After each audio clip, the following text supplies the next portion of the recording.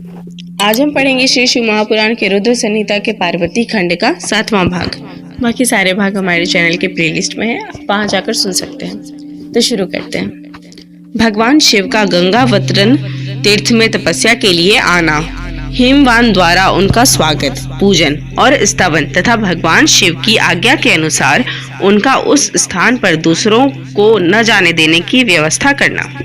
ब्रह्मा जी कहते हैं, नारद, हिमवान की पुत्री लोक पूजित शक्ति स्वरूपा पार्वती हिमालय के घर में रहकर बढ़ने लगी। जब उनकी अवस्था 8 वर्ष की हो गई, तब सती के विरह से कातर हुए शंभु को उनके जन्म का समाचार मिला।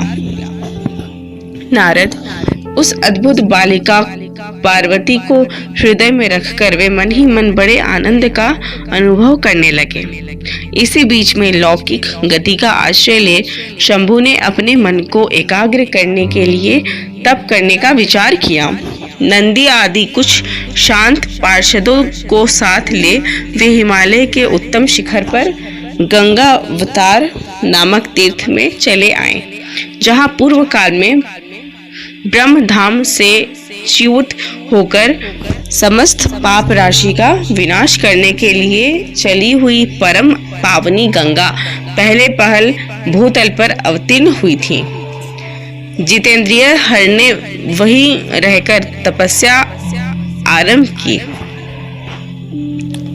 वे आलस्य रहित हो चेतन ज्ञान स्वरूप नित्य ज्योतिर्मय निरामय जगन्मय चिदानंद स्वरूप द्वैतहीन तथा आश्रय रहित अपने आत्मभूत परमात्मा का एकाग्र भाव से चिंतन करने लगे।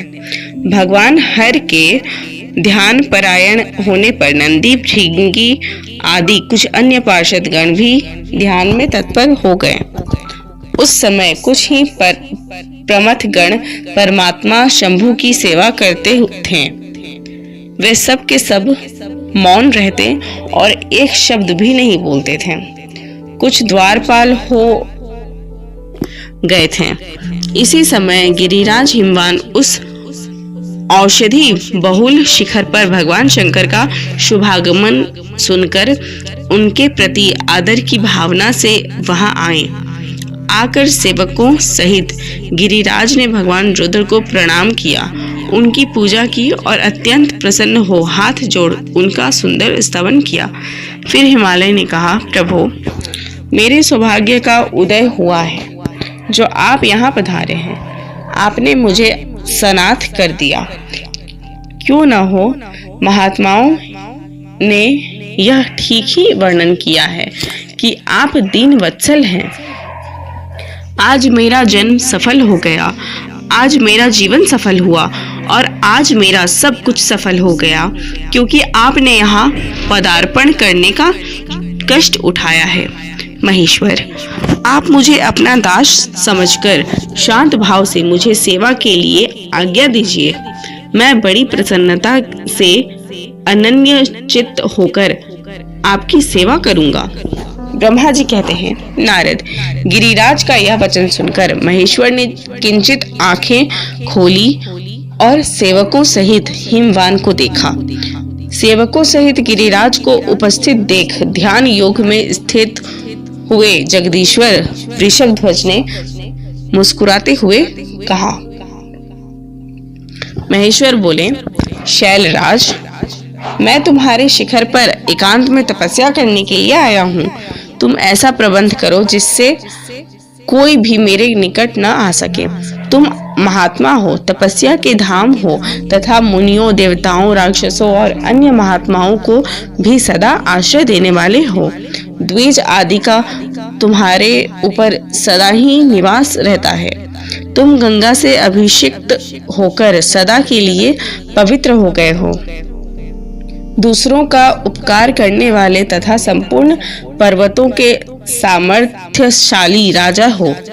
गिरिराज, मैं यहाँ गंगावतरण स्थल में तुम्हारे आश्रित होकर आत्म संयम पूर्वक बड़ी प्रसन्नता के साथ तपस्या करूंगा। शैलराज, गिरिश्रेष्ठ, जिस साधन से यहाँ मेरी तपस्या बिना किसी विघ्न बाधा के चालू रह सके, उसे इस समय प्रयत्न पूर्वक करो। पर्वत प्रवर, मेरी यही सबसे बड़ी सेवा है। तुम अपने घर जाओ और मैंने जो कुछ कहा है उसका उत्तम प्रीति से यत्न पूर्वक प्रबंध करो। ब्रह्मा जी कहते हैं, नारद, ऐसा कहकर सृष्टिकर्ता जगदीश्वर भगवान शंभु चुप हो गए। उस समय गिरिराज ने शंभु से प्रेम पूर्वक यह बात कही, जगन्नाथ परमेश्वर, आज मैंने अपने प्रदेश में स्थित हुए आपका स्वागत पूर्वक पूजन किया है। यही मेरे लिए महान सौभाग्य की बात है। अब आपसे और क्या प्रार्थना करूं? महेश्वर, कितने ही देवता बड़े बड़े यत्न का आश्रय ले महान तप करके भी आपको नहीं पाते। वे ही आप यहाँ स्वयं उपस्थित हो गए।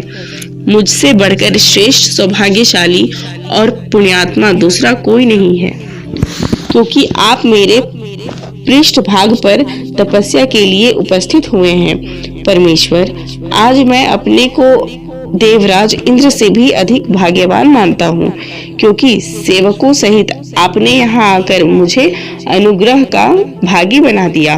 देवेश, आप स्वतंत्र हैं, यहाँ बिना किसी विघ्न बाधा के उत्तम तपस्या कीजिए।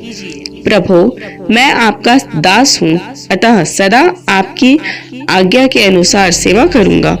ब्रह्मा जी कहते हैं, नारद, ऐसा कहकर गिरिराज हिमालय तुरंत अपने घर को लौट आए।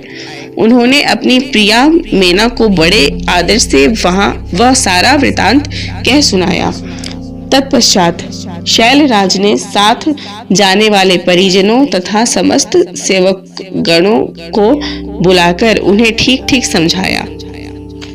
हिमालय बोले, आज से कोई भी गंगावतरण नामक स्थान में, जो मेरे पृष्ठ भाग में ही है, मेरी आज्ञा मानकर न जाए। यह मैं सच्ची बात कहता हूँ। यदि कोई वहां जाएगा तो उस महादुष्ट को मैं विशेष दंड दूंगा। मुने, इस प्रकार अपने समस्त गणों को शीघ्र ही नियंत्रित करके हिमवान ने विघ्न निवारण के लिए जो सुंदर प्रयत्न किया वह तुम्हें बताता हूँ, सुन।